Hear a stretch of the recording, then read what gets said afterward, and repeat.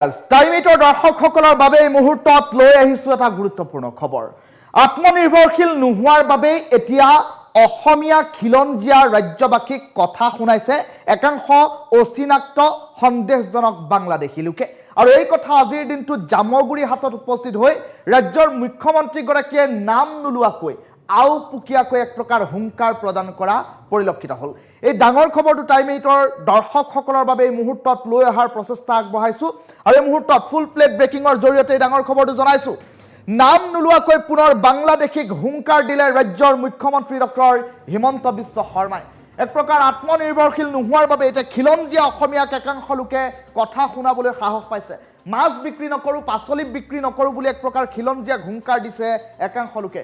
অচিনাক্ত অবৈধ লোকে হুংকাৰ দিয়াৰ সমান লজ্জাজনক কথা অসমবাসীৰ বাবে হ'বই নোৱাৰে বুলি এক প্ৰকাৰ উল্লেখ কৰিলে মুখ্যমন্ত্ৰীগৰাকীয়ে। আমি নহ'লে উজনি অসমত কাম বন্ধ হৈ যাব, মাছ বন্ধ হৈ যাব আৰু এনে অপমানজনক কথা জাতিটোৰ বাবেই লজ্জাজনক বুলি এক প্ৰকাৰ ৰাজ্যৰ মুখ্যমন্ত্ৰীগৰাকীয়ে উল্লেখ কৰিলে। আমি নোখোৱালে তোমালোকে খাবলৈ নোপোৱা বুলি কোৱাসকল কোন বুলিও প্ৰশ্ন উত্থাপন কৰা পৰিলক্ষিত হ'ল। অচিনাক্ত লোকে কৰা খেতিৰ পাচলি মূল্য টিভিৰ টক শ্ব'ত নিৰূপণ কৰা নহয় আৰু এনেদৰে অসমীয়া জাতিৰ ভৱিষ্যত নিৰূপণো নহয় বুলি ৰাজ্যৰ মুখ্যমন্ত্ৰীগৰাকীয়ে সুস্পষ্টকৈ এক প্ৰকাৰ সুচ্চাৰ হৈ উঠা পৰিলক্ষিত হ'ল। বাংলাদেশীৰ খেতিৰ ওপৰত অসমীয়াই কেতিয়াও নিৰ্ভৰ কৰা নাছিল আৰু ভৱিষ্যতেও নকৰে, এই কথাও সুস্পষ্টকৈ মুখ্যমন্ত্ৰীগৰাকীয়ে উল্লেখ কৰিছে।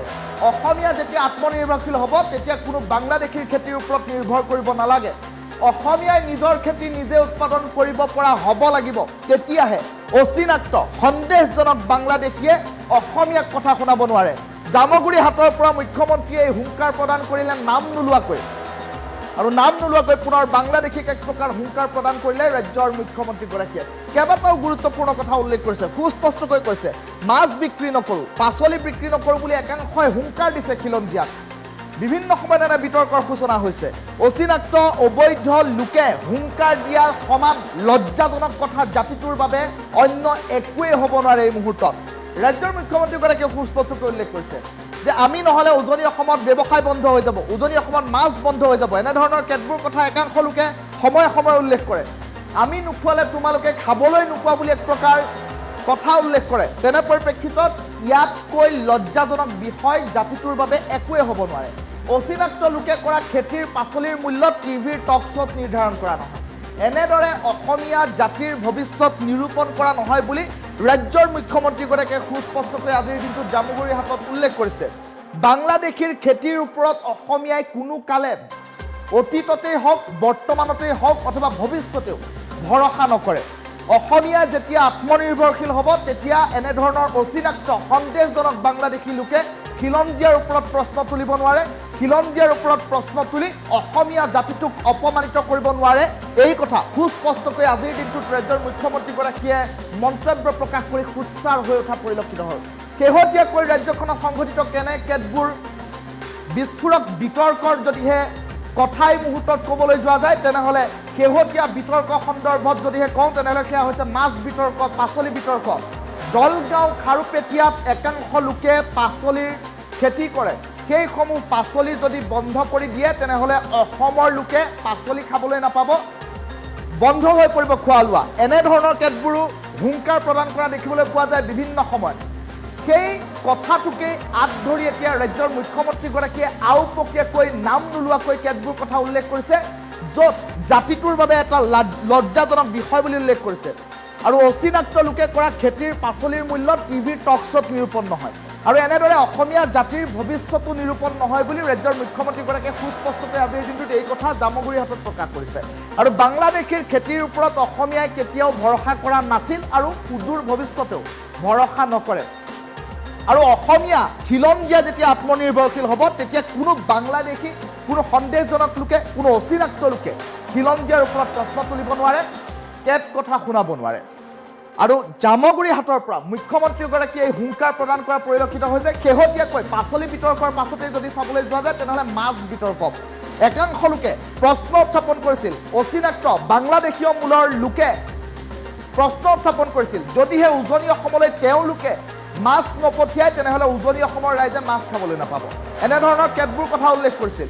সেই কথাটোৰে আঁত ধৰিছে ৰাজ্যৰ মুখ্যমন্ত্ৰীগৰাকী আৰু তাৰ পাছত মুখ্যমন্ত্ৰীগৰাকীয়ে সুস্পষ্টকৈ আজিৰ দিনটোত জামুগুৰিহাটৰ পৰা এটা হুংকাৰ প্ৰদান কৰিছে, য'ত মুখ্যমন্ত্ৰীগৰাকীয়ে উল্লেখ কৰিছে যে তোমালোক কোন, আমি নপঠিয়ালে মাছ আৰু পাচলি খাবলৈ নাপাবা বুলি ক'বলৈ তোমালোক কোন বুলি এক প্ৰকাৰ প্ৰশ্ন উত্থাপন কৰিছে। আৰু এই প্ৰশ্নই সমগ্ৰ অসমীয়া জাতিটোক, সমগ্ৰ খিলঞ্জীয়া জাতি জনগোষ্ঠীক অপমানিত কৰিছে। ইয়াতকৈ লজ্জাজনক কথা আৰু একো নাই বুলি ৰাজ্যৰ মুখ্যমন্ত্ৰীগৰাকীয়ে জামুগুৰিহাটত আজি উল্লেখ কৰিছে। সমান্তৰালকৈ কন্যকাৰ কথা উল্লেখ কৰিছে, গৰুখুটি প্ৰকল্পৰ কথা উল্লেখ কৰিছে। এনেধৰণৰ প্ৰকল্পসমূহে এতিয়া দেখিবলৈ পোৱা গৈছে ৰাজ্যখনৰ বিভিন্ন প্ৰান্তত আশাৰ সন্ধান আনিছে, সেউজ সন্ধান অনা পৰিলক্ষিত হৈছে, যাক লৈ সমগ্ৰ বিষয়টোক লৈ ৰাজ্য মুখ্যমন্ত্ৰীগৰাকীয়ে আজিৰ দিনটোত এক প্ৰকাৰ জামুগুৰিহাটত সুচাৰ হৈ পৰা পৰিলক্ষিত হ'ল। মুখ্যমন্ত্ৰীগৰাকীৰ মন্তব্য আহি পৰিছে, টাইম এইটৰ দৰ্শকসকলক প্ৰথমে মন্তব্য শুনাই লৈছে। জ্যোতিপ্ৰসাদ আগৰৱালাই কৈ যোৱাৰ দৰে বিশ্ব বিজয়ী নজোৱান জ্যোতিয়ে সপোন দেখিছিল অসমীয়া যুৱকে বিশ্ব বিজয় কৰিব, আৰু আজিও আমি বিশ্ব বিজয় কৰিব পাৰোঁ। অসাধাৰণ যুৱক অসমৰ মাজত এতিয়াও আছে। অসাধাৰণ যুৱকসকলে এতিয়াও আমাক প্ৰেৰণা যোগায়। মই বাৰে বাৰে অনুৰোধ কৰিম, অসমৰ ভৱিষ্যত আমি তেতিয়া সুৰক্ষিত কৰিব পাৰিম যেতিয়া অসমৰ প্ৰতিটো কামৰ ওপৰত অধিকাৰ আমাৰ থাকিব। আমাৰ মনবোৰ বেদনাৰে সিক্ত হৈ যায়, আমাৰ মনবোৰ বেদনা আৰু দুখেৰে পৰিপূৰ্ণ হয় যেতিয়া অচিনাক্ত লোকে কয় যে আমি মাছ বিক্ৰী কৰা বন্ধ কৰি দিম, যেতিয়া অচিনাক্ত লোকে কয় যে আমি নহলে উজনি অসমত কাম নহব। সেই দিনটোতকৈ চৰম অপমানৰ দিন জাতিটোৰ বাবে একোৱেই নাথাকে। কোনোবা অচিনাক্ত লোকে যদি খাৰুপেটীয়াৰ পৰা কয় যে আমি নোখোৱালে তোমালোকে খাব নোৱাৰিবা, তাতকৈ আৰু ডাঙৰ অপমান জাতিটোৰ বাবে একোৱেই হ'ব নোৱাৰে। কাৰোবাৰ অচিনাক্ত লোকে খেতি কৰিব আৰু সেই খেতিৰ শাক পাচলিৰ মূল্য বাঢ়িছে নে কমিছে তাৰ ওপৰত আমি টিভিত গৈ টক শ্ব' কৰিম, সেয়া অসমীয়া জাতিৰ ভৱিষ্যত হ'ব নোৱাৰে। অসমীয়াই বছৰৰ বাবে প্ৰয়োজনীয় নিজৰ খাদ্য নিজৰ ঘৰৰ বাৰীত উৎপন্ন কৰিছিল। দলগাঁও খাৰুপেটীয়াৰ পৰা অহা আলু, তাৰ দাম কিমান হ'ব তাৰ জল্পনা কল্পনা অসমে নিজৰ ইতিহাসত কেতিয়াও কৰা নাছিল। অসমীয়াই যেতিয়া আত্মনিৰ্ভৰশীল হ'ব, শাক পাচলিৰ দামৰ বাবে আমি টিভিৰ টক শ্ব' চাব নালাগিব, নিজৰ বাৰীখনৰ ফালে চাব লাগিব আৰু নিজৰ বাৰীতে আমি নিজে খোৱা শাক পাচলি আমি উৎপাদন কৰিব পৰা অৱস্থাত আমি আজিও আছো। যদি অসমীয়াই বজাৰৰ মূল্য বৃদ্ধি হৈছে তাৰ আলোচনা আমি একেদিনাই নোহোৱা কৰিব পাৰোঁ যদি আমাৰ খেতি পথাৰখন 9টা মাহ খালী নাথাকে। 3টা মাহ খেতিৰ পিছত 9 মাহ যেতিয়া এখন খেতি পথাৰ খালী পৰি থাকিব, সেই জাতিটোৱে মূল্য বৃদ্ধিৰ বাবে টক শ্ব' কৰাৰ বাদে আন কোনো বিকল্প নাথাকে। কিন্তু যেতিয়া অসমীয়াই পণ ল'ব যে মোৰ খেতি পথাৰ এটা দিনৰ বাবেও খালী নাথাকে, মোৰ খেতি পথাৰৰ চাৰিওফালে মই মূল্যৱান গছ ৰোপণ কৰিম, এই খেতি পথাৰত মই শাক পাচলি মাহ হালধি উৎপাদন কৰিম, দলগাঁও আৰু খাৰুপেটীয়াৰ ফালে আমি চাব নালাগে। গৰুখুটি আৰু কন্যকাই সেই স্বাৱলম্বী অসমৰ আজি প্ৰথম পোহৰৰ প্ৰথম পুৱাৰ সন্ধান দিছে। এতিয়া সময় 126টা সমষ্টিতে সেই স্বাৱলম্বিতাৰ আদৰ্শ বিয়পাই পেলোৱা।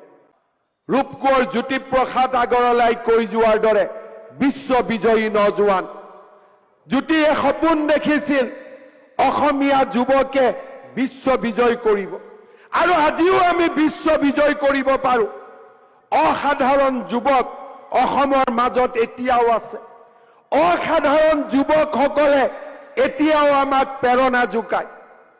মই বাৰে বাৰে অনুৰোধ কৰিম, অসমৰ ভৱিষ্যত আমি তেতিয়া সুৰক্ষিত কৰিব পাৰিম যেতিয়া অসমৰ প্ৰতিটো কামৰ ওপৰত অধিকাৰ আমাৰ থাকিব।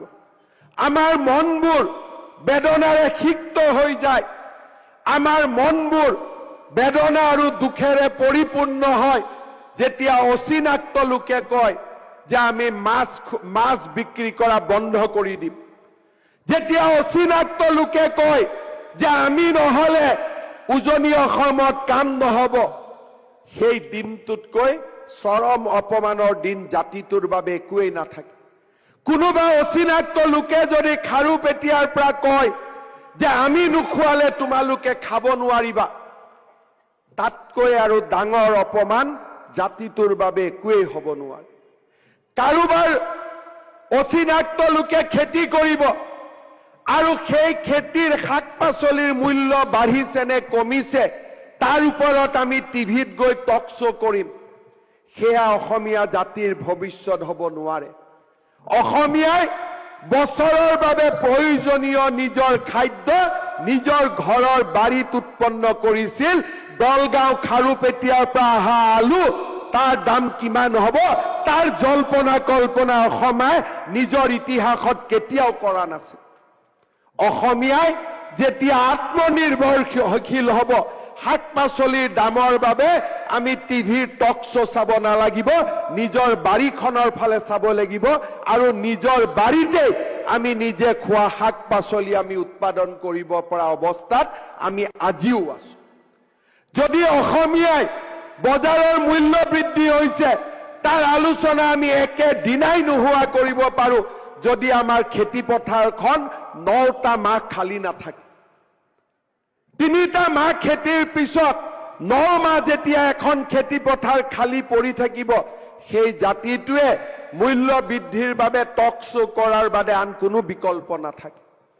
কিন্তু যেতিয়া অসমীয়াই পণ ল'ব যে মোৰ খেতি পথাৰ এটা দিনৰ বাবেও খালী নাথাকে, মোৰ খেতি পথাৰৰ চাৰিওফালে মই মূল্যৱান গছ ৰোপণ কৰিম, এই খেতি পথাৰত মই শাক পাচলি মাহ হালধি উৎপাদন কৰিম, দলগাঁও আৰু খাৰুপেটীয়াৰ ফালে আমি চাব নালাগে। গৰুখুটি আৰু কন্যকাই সেই স্বাৱলম্বী অসমৰ আজি প্ৰথম পোহৰৰ প্ৰথম পুৱাৰ সন্ধান দিছে। এতিয়া সময় 126টা সমষ্টিতে সেই স্বাৱলম্বিতাৰ